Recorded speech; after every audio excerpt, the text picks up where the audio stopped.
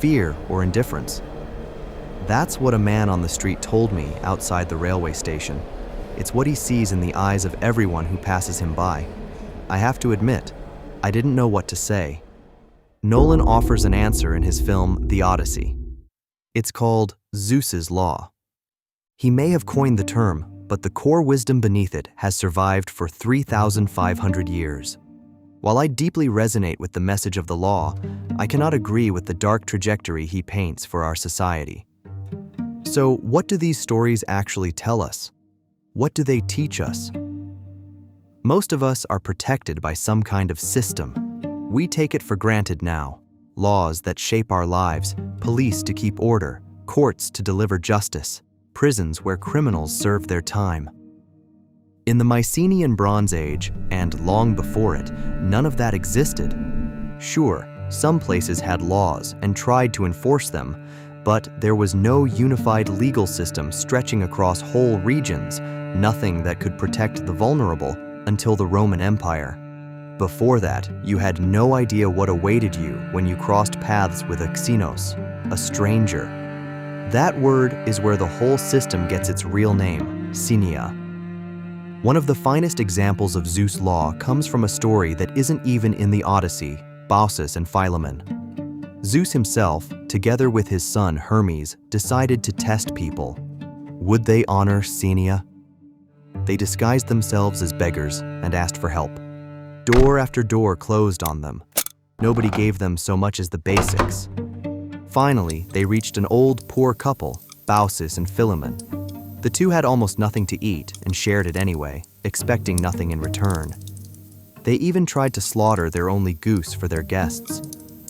By then, though, Zeus and Hermes already knew what kind of people these were and spared the bird's life. The gods revealed themselves and rewarded the couple. Their humble hut became a magnificent temple. Everyone else paid for their indifference. A flood swept away the rest of the village, homes and people alike. For ordinary people, Zeus's Law, Xenia was meant to channel encounters with strangers into something peaceful, help the needy, protect the weak, take in travelers. These weren't written laws. They were ideals, customs, norms that crossed entire societies, a shared guide for what to do when you met someone you didn't know. Homer took these stories, passed down orally, shifting with every telling, and wrote them into his epics, elevating them to sacred status. Custom and teaching became something the highest god himself demanded. Here's the strange part. It's not just that we don't know who Homer was. We don't even know if he was one person or an entire tradition of writers. Quick note before we go further. This episode has spoilers for the Odyssey film, the books, and Planet of the Apes. Yes, you heard that right. How much this mattered to ordinary people, we can only guess. But for the era's powerful merchants, aristocrats, and ruling families, the evidence is concrete. It meant guaranteed lodging and provisions, mutual obligation, friendship, economic and political alliance.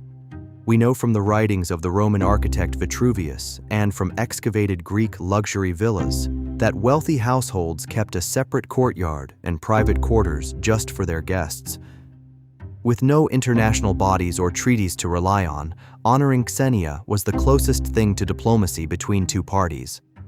In Homer's Iliad, Menelaus, king of Sparta, hosts Paris, son of the Trojan king. Menelaus has to leave, and while he's away, Paris turns out to be, let's say, a less than ideal guest. He seduces, or from the Spartan point of view, abducts Helen, and empties Menelaus's treasury on his way out. That's not just a violation of guest right. It tore apart a diplomatic, political, and economic alliance, and it started the Trojan War. Odysseus marches into that war as a commander, at Agamemnon's side. Among powerful families, Xenia even resembles medieval political marriages. It wasn't just a bond between guest and host. It extended to their families, like a contract, and it was inheritable. We see exactly that during the Trojan War. On the battlefield, the Greek Diomedes and the Trojan Glaucus come face to face. Before they can fight, they start talking. And it turns out, Diomedes' grandfather once hosted Glaucus's grandfather, exchanging gifts exactly as Xenia demanded. Prestige gifts were part of aristocratic guest friendship too. Archaeologists keep finding bronze cauldrons, pottery, and ornate, one-of-a-kind weapons that don't belong to the region they're found in. And inscriptions on them confirm it. These were gifts.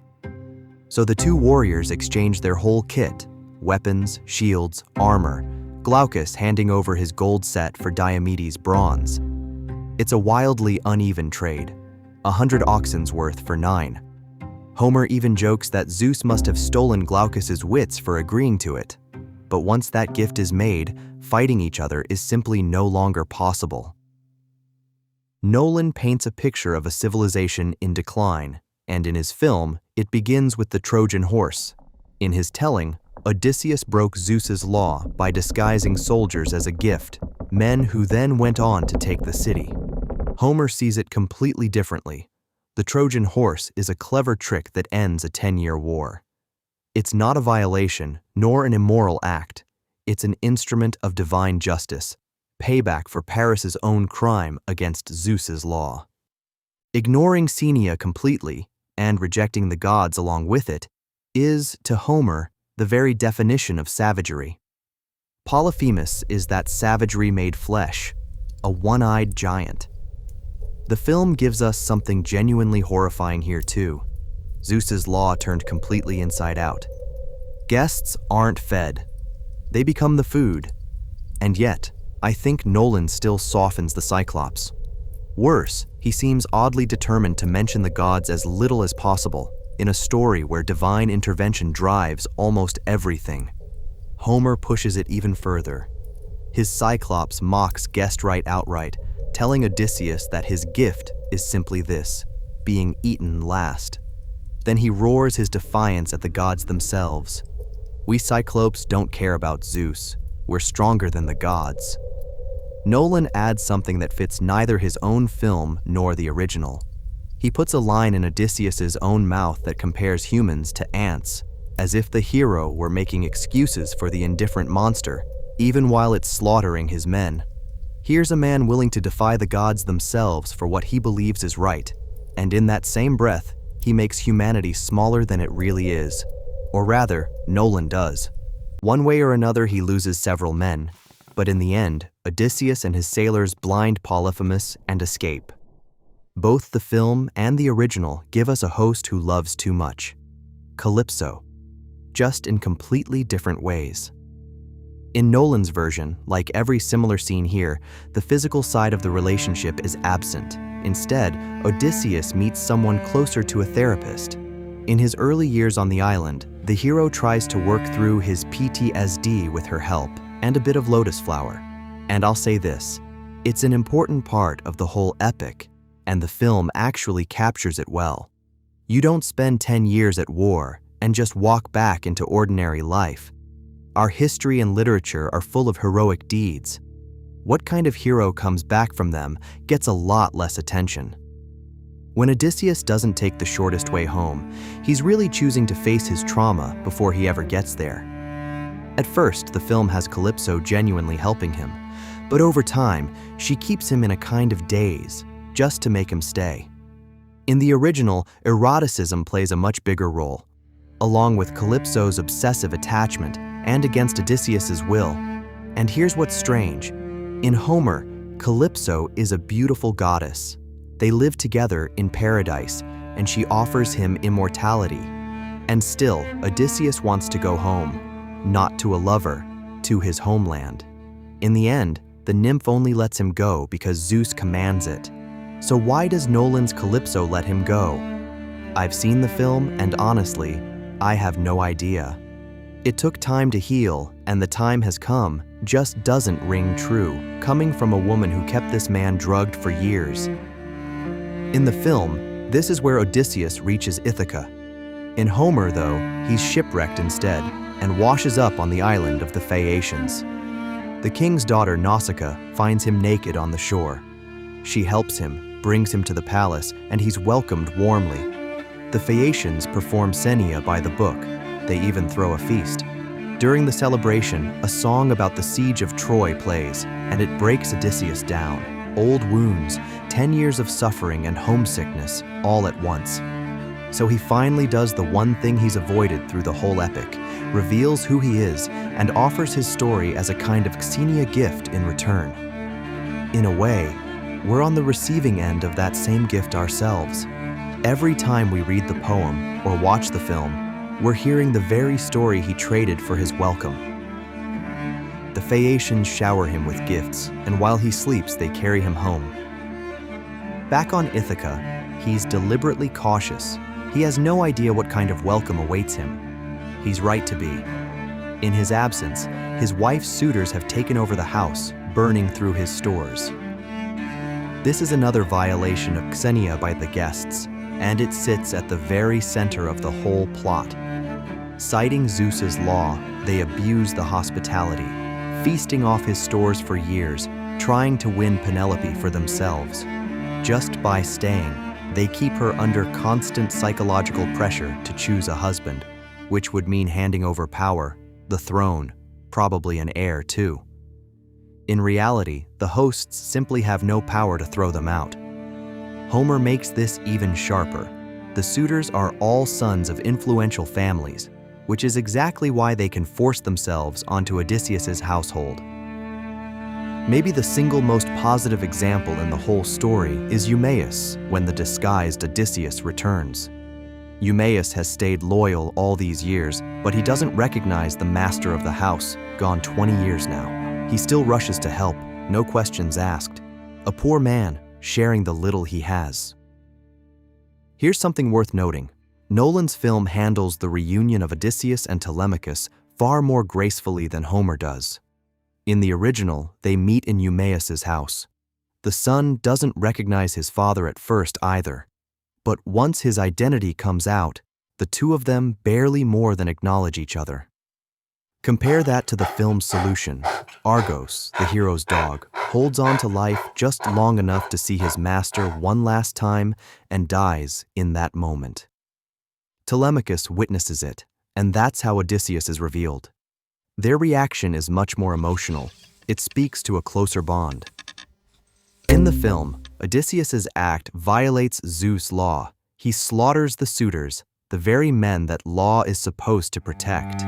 In reality, that's not the verdict, not by the spirit of the age, and not in Homer either. A guest who breaks the rules of Xenia forfeits divine protection. What Odysseus does is just. It restores order. It isn't vigilantism, and it doesn't deserve punishment. By today's standards, this looks like cold-blooded murder. But remember, in the Bronze Age, nobody else is coming to deliver justice, and the suitors certainly aren't leaving on their own. Fittingly, the director doesn't even let Odysseus take the throne. He makes Telemachus the ruler instead. I agree with Christopher Nolan about the importance of Zeus's law. I disagree with how he judges our society by it, and what future he predicts for us. Right from the start, he tells us we're doomed. He borrows one of the most striking images in cinema for it, the fake gift horse lying on the shore, just like the ruins of the Statue of Liberty at the end of Planet of the Apes, proof, supposedly, of our civilization's death. In Nolan's telling, we're bringing about our own ruin. We are the sea peoples, the raiders history blames for collapsing the Bronze Age world, and that I can't agree with. Most of us aren't quite where Eumaeus was, but I believe humanity wants to do good, and keeps trying to. This is the main thing I disagree with Nolan about, and it's exactly humanity's greatest strength, the willingness to evolve, to change. Look at the arc of history, and you'll see rights broadening, and equality before the law growing, generation after generation. Before the 21st century, virtually every century was soaked in war. We still have conflicts today, but we're living in the safest era yet. Global poverty and hunger are lower than ever. Modern medicine has reached places it never had before. International organizations keep working to get help to every corner of the planet. There's still plenty to do, and we still need people willing to help. But the direction, the trend, is the right one. And the next time someone asks me for help at the station, perhaps I won't look at them with fear or indifference. I'll think of Zeus's law and of humanity's small, tireless steps in the right direction. I think I'll take one too. What made us who we are? Subscribe, and let's figure it out together.